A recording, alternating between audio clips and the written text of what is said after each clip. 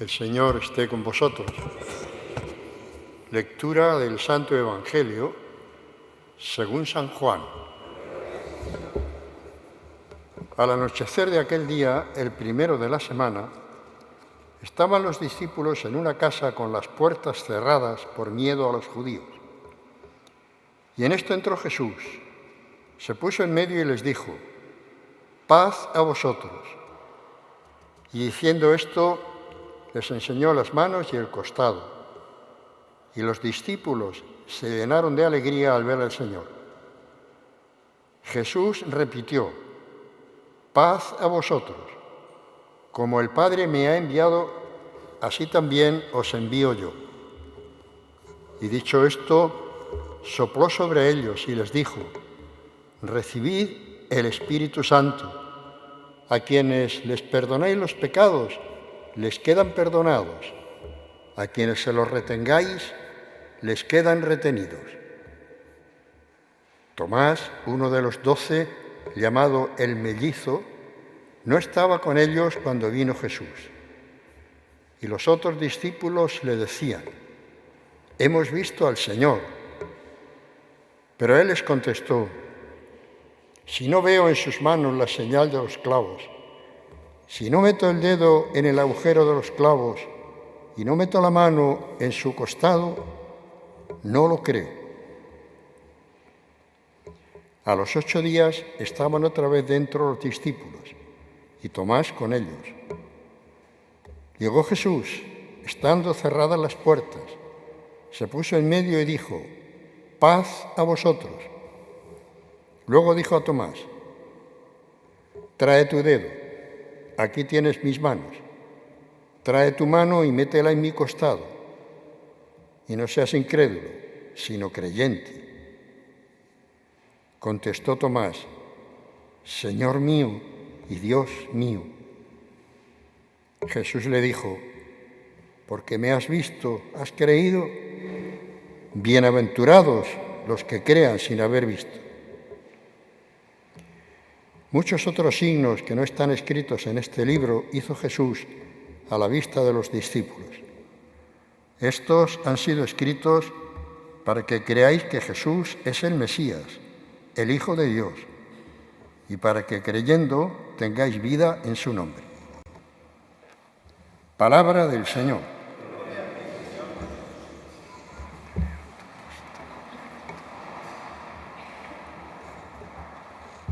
Como os decía al principio, en esta celebración coinciden muchos símbolos. Es el recuerdo emocionado de la resurrección del Señor Jesús, que sigue moviendo el pensamiento y el corazón de toda la comunidad cristiana. Y así seguirá siendo a lo largo de los siglos. Cada domingo celebramos la presencia del Señor resucitado. En cada Eucaristía anunciamos su muerte, proclamamos su resurrección. Es un acontecimiento de tal magnitud que la Iglesia lo va repitiendo permanentemente como algo ante lo que uno se asombra, ante lo que uno queda sin palabras, ante la maravilla que se presenta.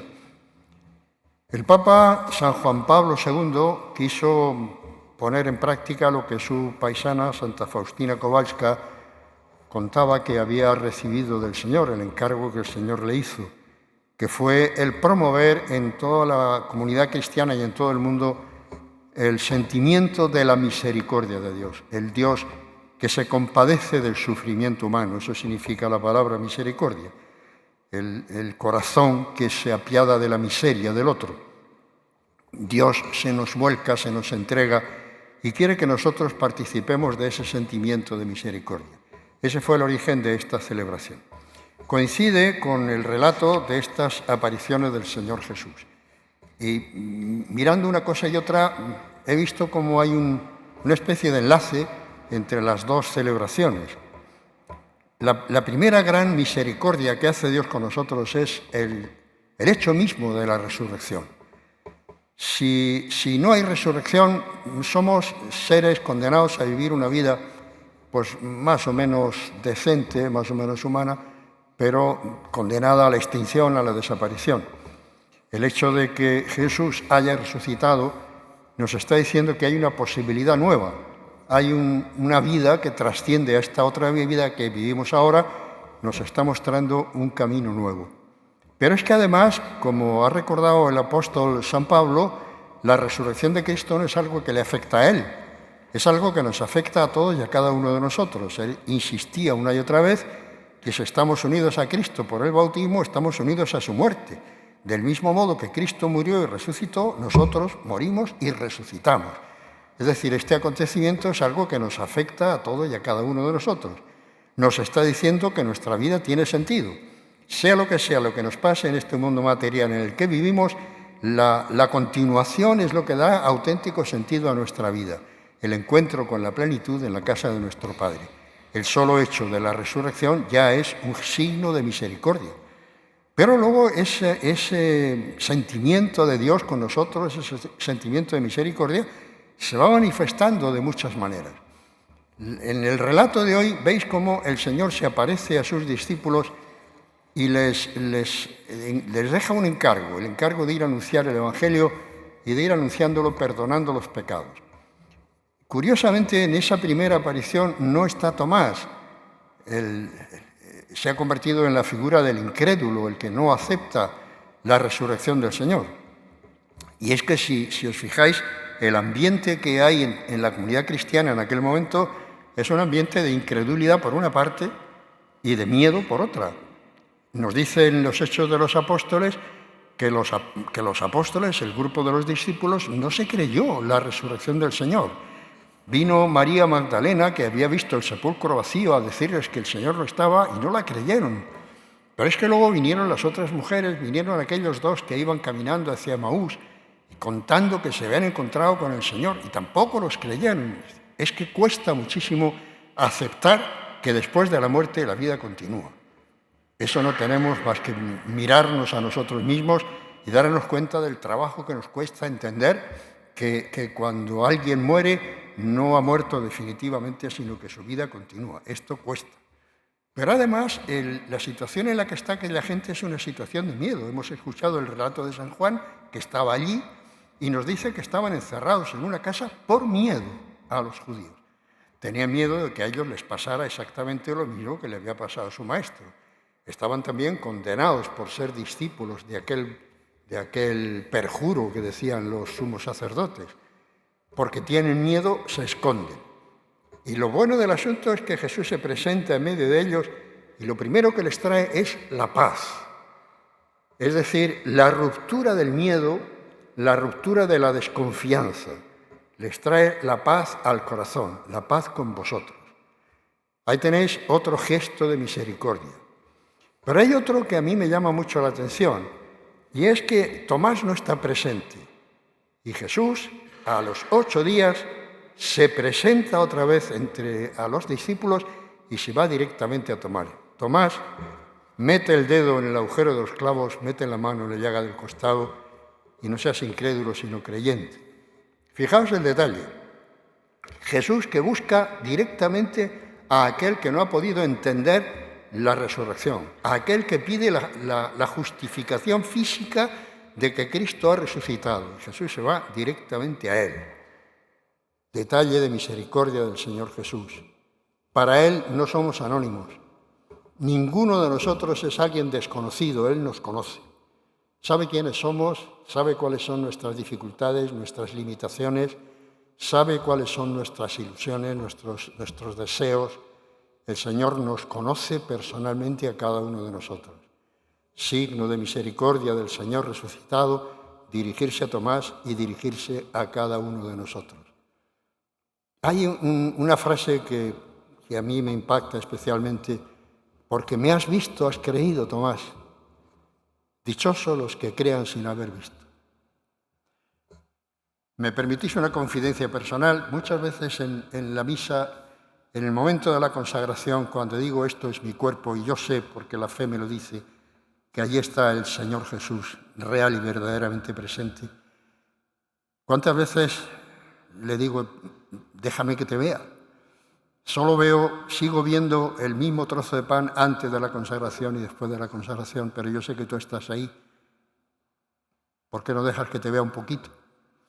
Os confieso que en algún momento he sentido como si Él me dijera, mejor no, porque el día que me veas ya se habrá completado en ti el encuentro, pero vas a perder lo que ahora es más importante, y es tu deseo de buscarme, tu deseo de encontrarme.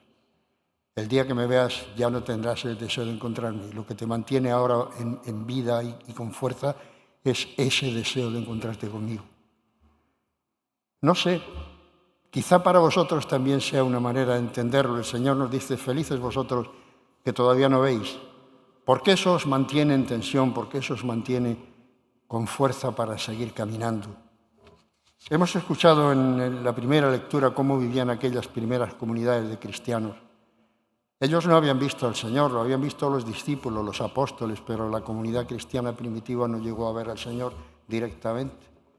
Y sin embargo vivían con una entrega personal al Señor que ya no se ha vuelto a ver más en toda la historia de la Iglesia.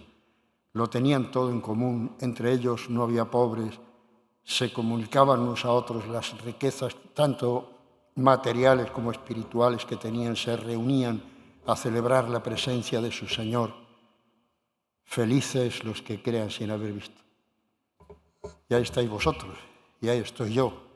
Y el Señor nos está diciendo, felices vosotros los que continuáis buscándome, que continuáis con la esperanza de encontraros algún día cara a cara conmigo.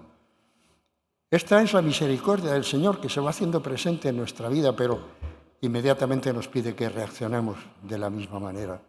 Sed misericordiosos como vuestro Padre Celestial es misericordioso, nos dejó dicho. Felices los misericordiosos, porque encontrarán misericordia. ¿Veis?